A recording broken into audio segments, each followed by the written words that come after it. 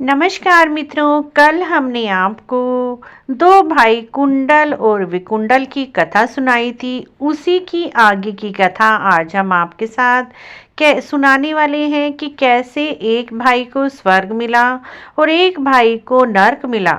तो आगे की कथा शुरू करते हैं। कथा इस प्रकार है।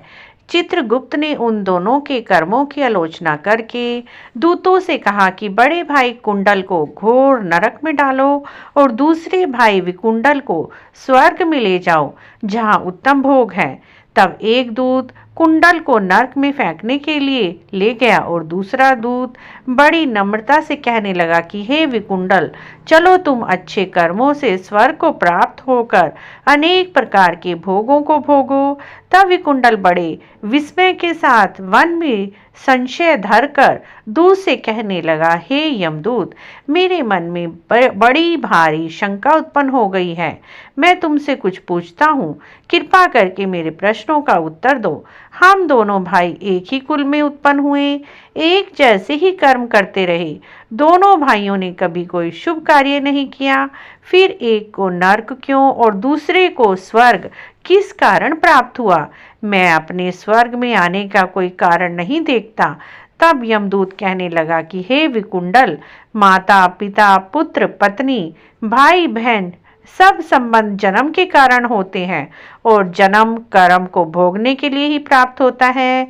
जिस प्रकार एक वृक्ष पर अनेक पक्षियों का आगमन होता है, उसी तरह इस संसार में पुत्र भाई माता पिता का भी संगम होता है। इनमें से जो जैसे जैसे कर्म करता है वैसे ही फल भोगता है। तुम्हारा भाई अपने पाप कर्मों से नरक में गया, तुम अपने पुण्य कर्म के कारण स्वर्ग में जा रहे हो। तब विकुंडल ने आश्चर्य से पूछा, मैंने तो अजन्म कोई धर्म का कार्य नहीं किया, सदैव पापों में ही लगा रहा। मैं अपने पुण्य के कर्मों को नहीं जानता। यदि तुम मेरे पुण्य के कर्मों को जानते हो तो कृपा करके बताओ। तब देवदूत कहने लगा कि मैं सब प्राणियों की भली भांति जानता हूँ, तुम नहीं जानते। सुनो, हरिमित्र का पुत्र सुमित्र नाम का ब्राह्मण था, जिसका आश्रम यमुना नदी के दक्षिण दिशा में था।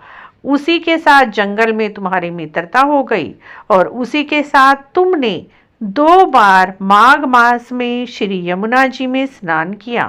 पहले बार स्नान करने से तुम्हारे सारे पाप नष्ट हो गए और दूसरी बार स्नान करने से तुम्हें स्वर्ग प्राप्त हुआ।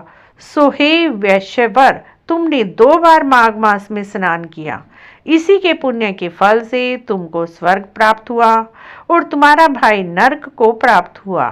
दात्रेय जी कहने लगे, इस प्रकार वह भाई के दुख को देखकर अति दुखित हो नम्रता पूर्वक मीठे वचनों से दूत से कहने लगा, हे दूतों, सज्जन पुरुषों के साथ 7 पग चलने से मित्रता हो जाती है और यह कल्याणकारी होती है। मित्र प्रेम की चिंता ना करते हुए तुम मुझको इतना बताने की कृपा करो कि कौन से कर्म से मनुष्य यमलोक को प्राप्त नहीं होता, क्योंकि तुम सभी जानते हो। इति महत्तम माघ मास महत्तम 7वें अध्याय की जय। 7वां अध्याय संपूर्ण हुआ। कल मित्रों आपके साथ माघ महात्म 8वें अध्याय को हम आपके साथ शेयर करेंगे। तो अगर आपको माघ मास महात्म की ये कथाएं अच्छी लग रही हैं तो हमारे चैनल को सब्सक्राइब करें, लाइक करें, कमेंट भी करें। कमेंट में जय श्री कृष्ण अवश्य लिखें। जय श्री कृष्ण दोस्तों।